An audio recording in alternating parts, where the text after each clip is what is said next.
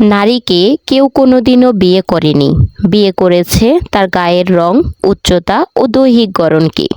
জীবনে এমন একটা মানুষ খুব দরকার যে স্বার্থ ছাড়া ভালোবাসবে আর প্রয়োজন ছাড়া খোঁজ নেবে।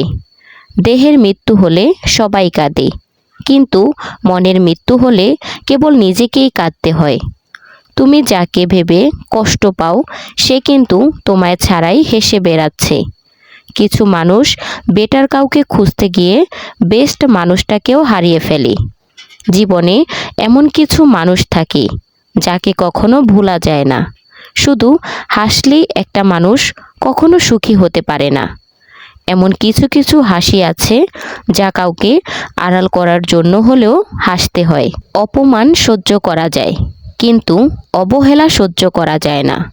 যত শিক্ষিত আর যত বড়ই হয়ে যাও না কেন, বেঈমান চেনা অসম্ভব। কারণ বেঈমান সবসময় খুব কাছের মানুষগুলোই হয়। টাকার গরম, ক্ষমতার দাপট, রূপের অহংকার, মরার পর এগুলো সব কোথায় রাখবেন? কাফনে তো পকেট থাকে না। বন্ধু তো সে যার কাছে বিশ্বাস জমা রাখা যায় আর দুঃখগুলো শেয়ার করা যায়।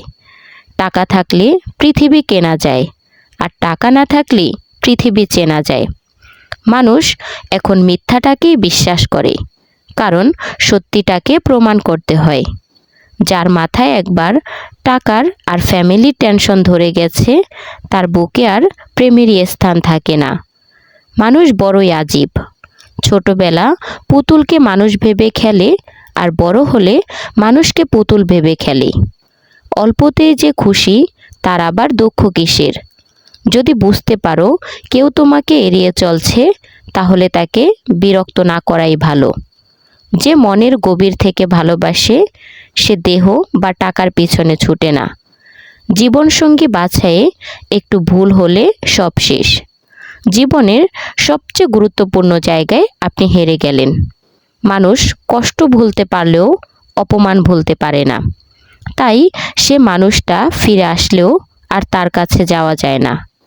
চুপ হয়ে গেছি। কাছের মানুষগুলো যখন বিশ্বাসঘাতকতা করে, তখন কথা বলার ভাষা হারিয়ে যায়। কষ্ট ছাড়া অশ্রু জড়াতে পারে না। ভালোবাসা ছাড়া কোনো সম্পর্ক তৈরি হয় না। জীবনের একটা কথা চিরসত্য, কাউকে কাঁদিয়ে নিজের স্বপ্ন সাজানো যায় না। অযোগ্যকে যোগ্য বানানো সহজ, কিন্তু বিশ্বাসঘাতককে বিশ্বস্ত বানানো খুবই কঠিন। কথা দিতে সবাই পারে, কিন্তু কথা রাখতে সবাই পারে না। আসলে জীবনটাকে রাঙাতে কোনো রং তুলির প্রয়োজন হয় না। প্রয়োজন হয় একজন ভালো সঙ্গীর। যাকে তুমি ভালোবাসো তাকে নয়, যে তোমাকে ভালোবাসে তাকে ভালোবাসো। দেখবে জীবনে ভালোবাসার অভাব হবে না। ক্ষমা তাকেই করো যে ভুল করেছে, কিন্তু ক্ষমা তাকে করো না যে বেইমানি করেছে। কে কার কতটা আপন আর কে কার কতটা পর, সেটা তার মুখের কথায় নয়, একমাত্র জীবনে খারাপ সময় আসলেই বোঝা যায়। তো বন্ধুরা, ভিডিওটা ভালো লাগলে লাইক, কমেন্ট, শেয়ার করে চ্যানেলটি সাবস্ক্রাইব করে পাশে থাকবেন। আর হ্যাঁ, নেক্সট কি রিলেটেড ভিডিও চান সেটা অবশ্যই কমেন্টে জানাবেন। দেখা হচ্ছে পরবর্তী কোনো ভিডিওতে। সেই পর্যন্ত ভালো থাকবেন, সুস্থ থাকবেন। আল্লাহ হাফেজ।